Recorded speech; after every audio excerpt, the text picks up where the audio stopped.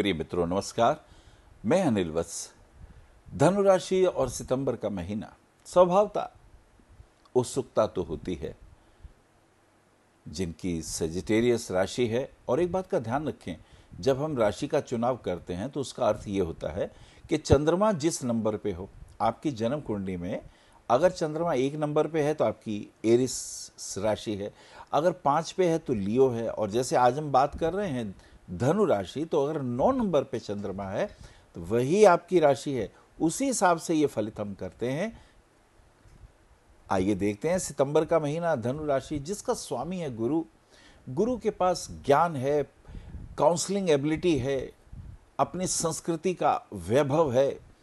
ऐसे लोग स्वाभिमानी होते हैं, ऐसे लोग टीचर होते हैं, काउंसलर होते हैं, मोटिवेटर होते हैं, अच्छी अच्छी बातों को धारण करते हैं, अपने चरित्र में भी लाने की कोशिश करते हैं और दूसरों को भी अच्छी संभावनाएं देने की बात करते हैं। लेकिन जब कभी क्रोध आ जाए, गुस्सा आ जाए, तो फिर मर्यादा भी पार कर जाते हैं, अनर्गल प्रलाप भी बहुत करते हैं, और वो इनके जीवन का सबसे घातक और नेगेटिव पॉइंट है जब ये अपनों से दूर हो जाते हैं, जब इनको अपने ही परिवार से प्रेम नहीं मिलने लगता है, क्योंकि व्यंग बहुत कड़वा कर देते हैं। और ध्यान रहे, शब्द की मार बड़ी व्यापक होती है, वो दिल से कभी जाती नहीं। तो ध्यान रखें धनु राशि। चलिए बात करते हैं पहली, दूसरी और तीसरी तारीख का फलित किस प्रकार से आएगा। तो जहां तक पहली, दूसरी, तीसरी तारीख की बात है, बहुत अच्छा समय गुजरेगा। बच्चे की वजह से परेशानी आएगी, बच्चे की या तो चोट लगे, या बच्चे के पेट खराब हो, या कोई ना कोई बच्चे की समस्या आ जाएगी, तो जरा ध्यान रखिएगा। और आपके लिए इतना कहेंगे, विचार बहुत अच्छा करेंगे, कुछ बहुत गहरा निर्णय लेने की आज बात हो सकती है। कुछ सलाह यदि आपसे मांगी जाए और आप देंगे तो वो सलाह वाकई बहुत अच्छी होगी, यद्यपि उसके अंदर आप थोड़े चिंतित और परेशान से भी दिखाई देंगे। चलिए आगे बात करते हैं 5, 6, 7 तारीख की बात करते हैं। 5 तारीख की यदि बात करें, 3, 4, 5 तारीख की बात करें, तो 5 तारीख को भगवान श्री कृष्ण का जन्म है। तो 16 कला संपूर्ण, और पृथ्वी पर ऐसा मानव न कभी हुआ न होगा जो कि अपने दैवीय गुणों के कारण ईश्वर तुल्य पूजे जाने लगे। जी हाँ, 16 कला संपूर्ण ऐसा व्यक्ति जो बहुत कूटनीतिज्ञ है, जो बहुत बुद्धिमान है, जिसके एक हाथ में बांसुरी है, जो प्रेम का संदेश दे रहे हैं, जो ज्ञान योगी भी हैं, जितनी भी संभावनाएं श्रेष्ठतम हो सकती हैं वो भगवान कृष्ण में उतरी हैं। तो आज के दिन उनका ध्यान करने से, ओम नमो भगवते वासुदेवाय, या व्रत रखने से उनका आशीर्वाद प्राप्त होता ही है। और अगर हम बात करते हैं 6, 7 तारीख की बात करते हैं, तो ये समय भी अनुकूल है। पत्नी के साथ किसी धार्मिक स्थान पर या किसी मंदिर में या गुरुजी से आशीर्वाद लेने का भी दिन है। हो सकता है कोई गणमान्य व्यक्ति आपको आशीर्वाद दे या उनसे मुलाकात हो, तो ये योग अच्छा है। बिजनेस पॉइंट ऑफ व्यू से भी मुझे लगता है कि कहीं विदेशों में कोई डील होने वाली होगी, या विदेश जाने के भी योग बनेंगे इन फ्यूचर में, और अभी तो प्लानिंग होगी। तो कुल मिला के ये समय भी अनुकूल गुजर जाएगा। चलिए आगे बात करते हैं 7, 8, 9 तारीख की बात करते हैं।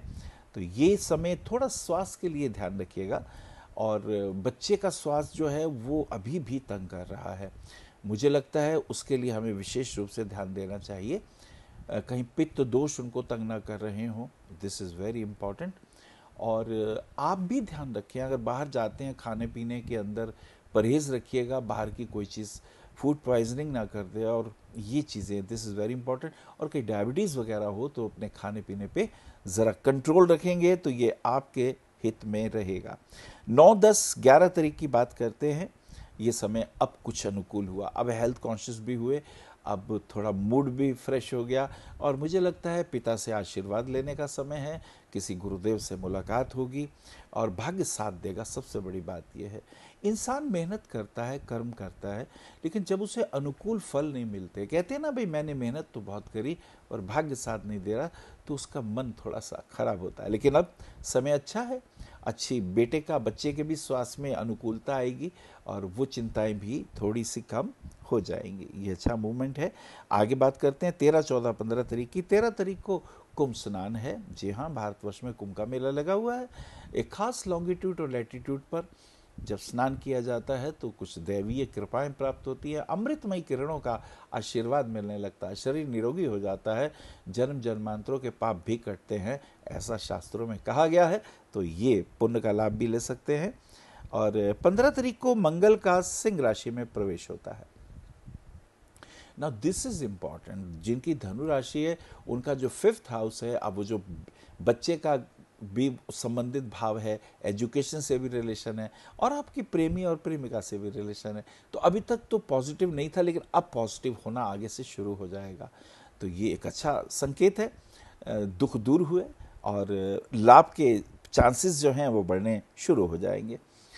अगली यात्रा करते हैं। इसी के साथ साथ में 16, 17, 18 तारीख की बात करते हैं। 16 तारीख को श्री वराह जयंती है, दिस इज़ वेरी इंपॉर्टेंट। और 18 तारीख का फिर एक कुंभ स्नान है।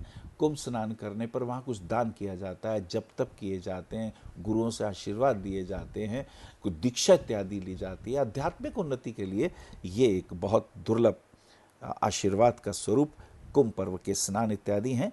21, 22, 23 तारीख की बात करते हैं। 21 को महालक्ष्मी का व्रत है।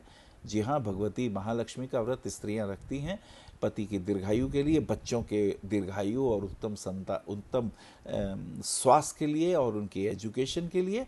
तो ये भी एक बहुत अच्छा योग है।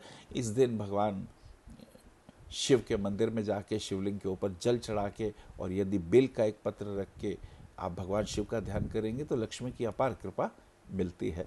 ऐसा ये सुंदर योग है। चलिए आगे चलते हैं। 23, 24, 25 तारीख की यात्रा करते हैं। आर्थिक दृष्टि से संपन्नता, लेकिन कहीं धन व्यय होगा, चाहे शुभ कामों में हो, और हो सकता है घर में कोई शादी वगैरह की बात चल रही हो तो कुछ मार्केट में परचेजिंग वगैरह होगी। और एक और बात भी है कि अपने हेल्थ का ज़रूर ध्यान रखिएगा। फिजिकली मेहनत बहुत करने से कमर में दर्द आ रहा है, उसका ज़रा ध्यान रखिएगा। और क्रोध पे काबू पाइएगा, ज़्यादा क्रोध आपके लिए उचित नहीं है। चलिए आगे चलते हैं। 26, 27, 28 तारीख की बात करते हैं। माँ का स्वास्थ्य थोड़ा ठीक नहीं है और आप भी कुछ आध्यात्मिक दृष्टिकोण से अपने को संतुष्ट पाते हैं, लेकिन खर्चे वगैरह ज़्यादा होने से थोड़े चिंतित भी हैं। 28, 29, 30 तारीख की अगर हम बात करें तो 28 तारीख का पितृपक्ष का पहला श्राद्ध है, 29 को दूसरा है और 30 को तीसरा श्राद्ध है। श्राद्ध में अपने पितरों से आशीर्वाद दिया जाता है, उनके लिए जलांजलि दी जाती है, ब्राह्मण को भोजन कराया जाता है, दान दक्षिणा दी जाती है, जप तप किया जाता है। ऐसा करने से पितृ प्रसन्न होते हैं। और जिनके घर में विवाह के बाद भी संतान ना हो तो संतान होने का भी ये एक अचूक उपाय भी कहा जाता है।